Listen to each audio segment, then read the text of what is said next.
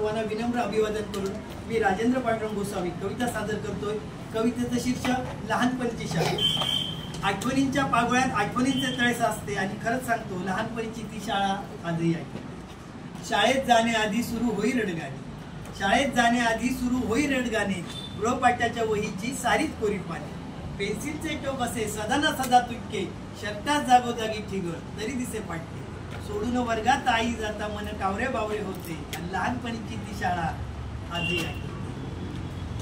शिकवणी इंग्रजीची आमचे नसे ध्यान, शिकवणी इंग्रजीची आमचे नसे ध्यान, इतिहासाच्या लढाईत आम्हीच रममान, केव्हा तरी वाटते चित्रकलेची गोडी, केव्हा तरी वाटते चित्रकलेची गोडी, अहो चित्र काढिता गाईचे ती म्हैस दिसे थोडी, पीचा विषय येता वेगळी उर्मी अंगात येते आणि खरंच सांगतो लहानपणीची ती शाळा आजही आहे।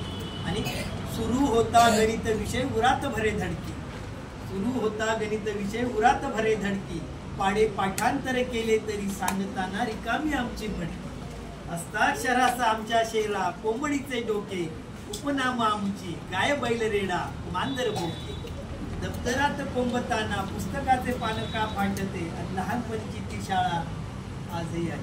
आणि शेवट मध्यान्ह भोजनाची घंटा फार गोड वाटायची, मध्यान्ह भोजनाची घंटा फार गोड वाटायची, सारवलेल्या जमिनीवर पंगत गोलाकार सजायची, आणीला नाही डबा त्याचा सगळ्यांचाच आधार, सगळ्यांच्या डब्यात सगळेच भागदार, अहो चव आमच्या ओटी पंचपक्वान्नाची येते आणि खरंच सांगतो मित्रांनो लहानपणीची ती शाळा आजही आठवते, आजही आठवते, आजही आठवते।